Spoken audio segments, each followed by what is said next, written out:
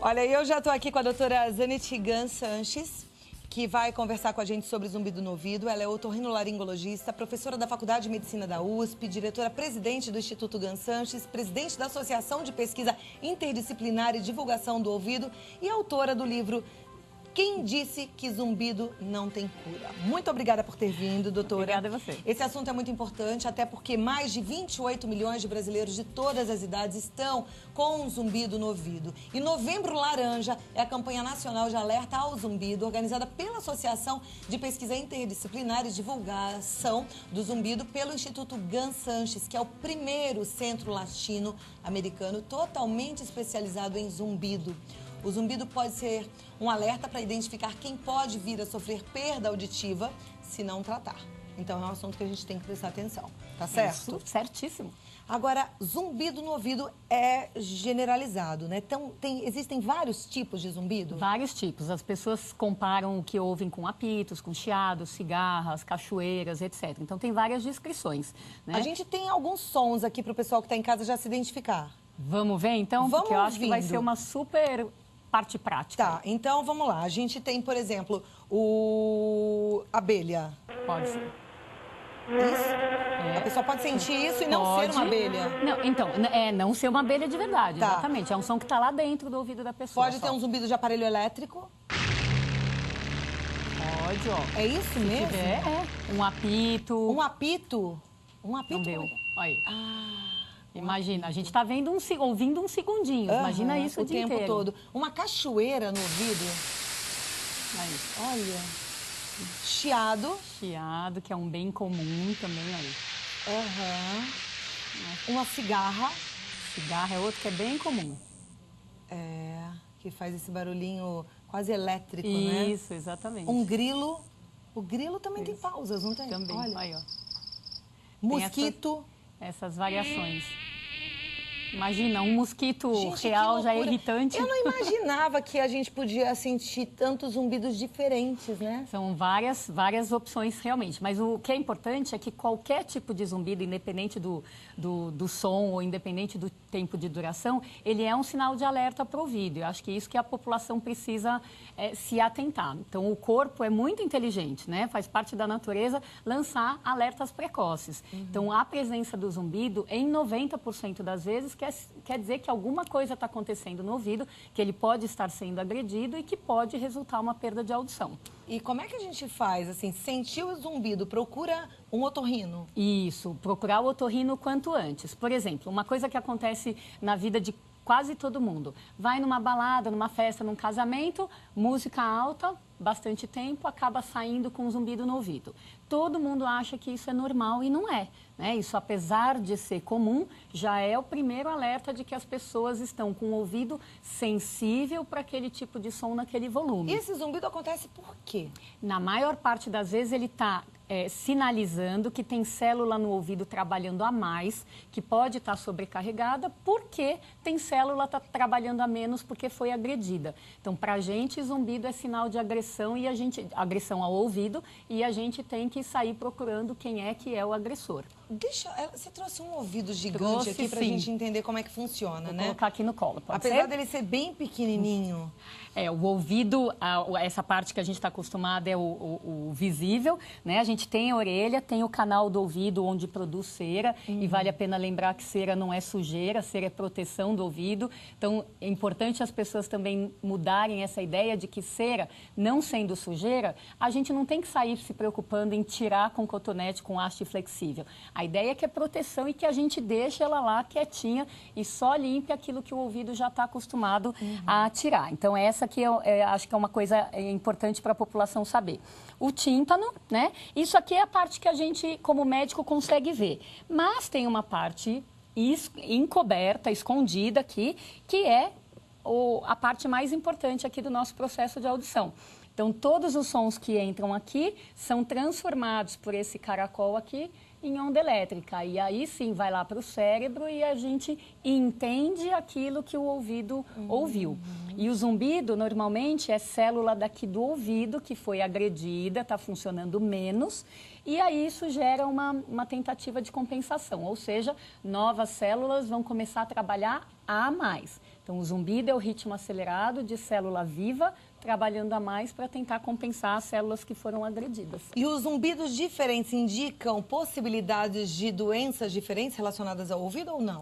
Não necessariamente, né? A maioria das vezes o problema está aqui nesse caracol, que chama cóclea, e ele pode ser causado tanto pela poluição sonora, que é uma causa importantíssima em qualquer idade, inclusive nos adolescentes e nas crianças hoje, que é o que a gente já está vendo, como por outras coisas, por exemplo, estresse, erros alimentares como abuso de cafeína, abuso de doce, abuso de gorduras a ponto de aumentar o colesterol. Então, o que a gente vê é que esse centrinho escondidinho que as pessoas não conhecem acaba sendo assim a via final comum de uma série de doenças do corpo.